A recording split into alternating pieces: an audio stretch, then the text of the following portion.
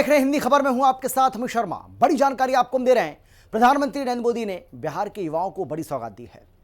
PM Modi ने युवा संवाद कार्यक्रम के दौरान 62,000 करोड़ रुपए की योजनाओं की आधारशिला रखी। इस मौके पर उनका जो मेन फोकस था वो बिहार के युवाओं पर रहा।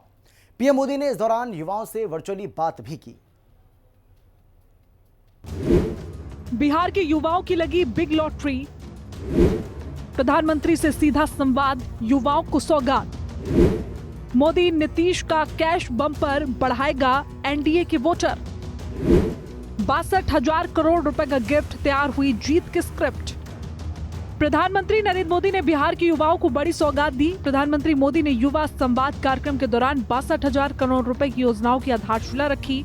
इस मौके पर उनका मुख्य तौर पर फोकस बिहार के युवाओं पर ही रहा। प्रधानमंत्री मोदी ने इस दौरान युवाओं से वर्चुअली बात की।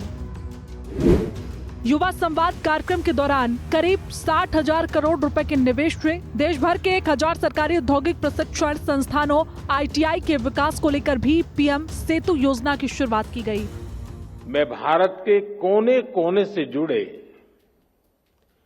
ITI के सभी युवा साथियों को अपनी शुभकामनाएं देता हूं। साथियों, आज का समारोह इस बात का प्रतीक है कि आज का भारत कौशल को कितनी प्राथमिकता देता है। आज देश भर के नौजवानों के लिए शिक्षा और कौशल विकास की 2 और बड़ी योजनाएं लॉन्च हुई है। साथियों, ये कॉन्वोकेशन के पीछे जो विचार मन में था यही था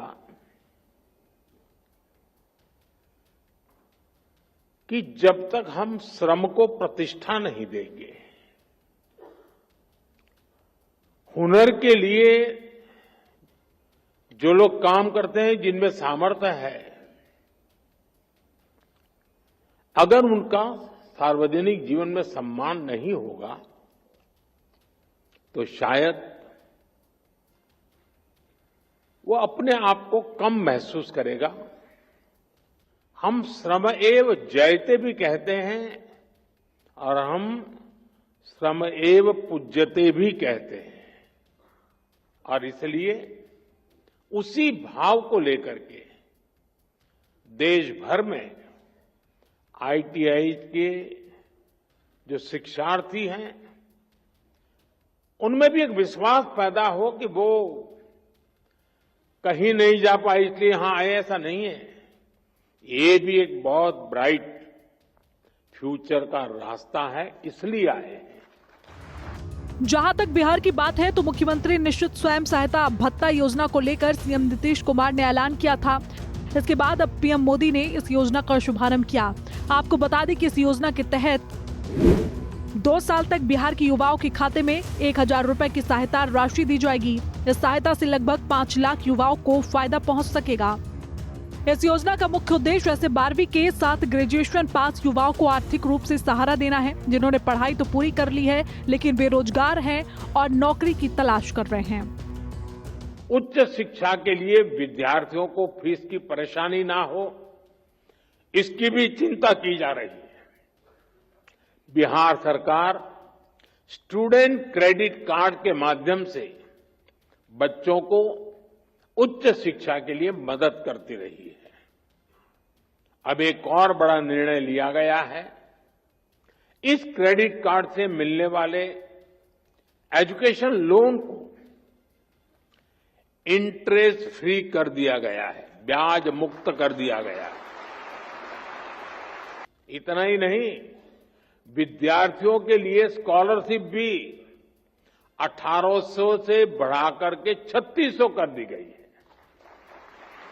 साथियों, आज भारत दुनिया के युवा देशों में से एक है और बिहार उन राज्यों में शामिल है जहां आबादी के अनुपात में सबसे अधिक युवा है। इसलिए जब बिहार के युवाओं का सामर्थ्य बढ़ता है तो स्वाभाविक रूप से देश की ताकत भी बढ़ती है। इतना ही नहीं, बिहार के युवाओं को आर्थिक मदद के साथ साथ भाषा, कंप्यूटर और संवाद कौशल की भी ट्रेनिंग मिलेगी। आपको बता दें कि इस योजना की शुरुआत 2 अक्टूबर 2016 को ही कर दी गई थी। अब सरकार ने ऐलान किया कि सिर्फ इंटर पास ही नहीं बल्कि ग्रेजुएट बेरोजगार युवा भी इस योजना का लाभ उठा सकेंगे। बिहार के युवाओं का सामर्थ्य और बढ़ाने के लिए एनडीए सरकार पूरी प्रतिबद्धता से काम कर रही है। आरजेडी कांग्रेस के शासनकाल की तुलना में बिहार का शिक्षा बजट कई गुना बढ़ाया गया है। आज बिहार में करीब करीब हर गांव टोले में एक स्कूल बन चुका है। इंजीनियरिंग कॉलेज हो, मेडिकल कॉलेज हो, इनकी संख्या भी कई गुना बढ़ी है। हाल में ही केंद्र सरकार ने बिहार के 19 जिलों के लिए केंद्रीय विद्यालय स्वीकृत किए हैं। एक समय था जब बिहार में स्पोर्ट्स से जुड़ा इंटरनेशनल लेवल का इंफ्रास्ट्रक्चर तक नहीं था।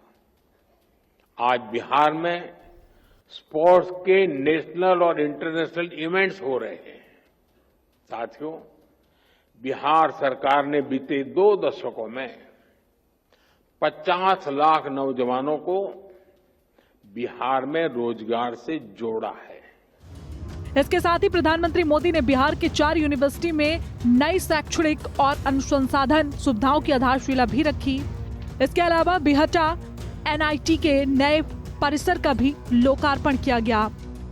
ब्यूरो रिपोर्ट, हिंदी खबर।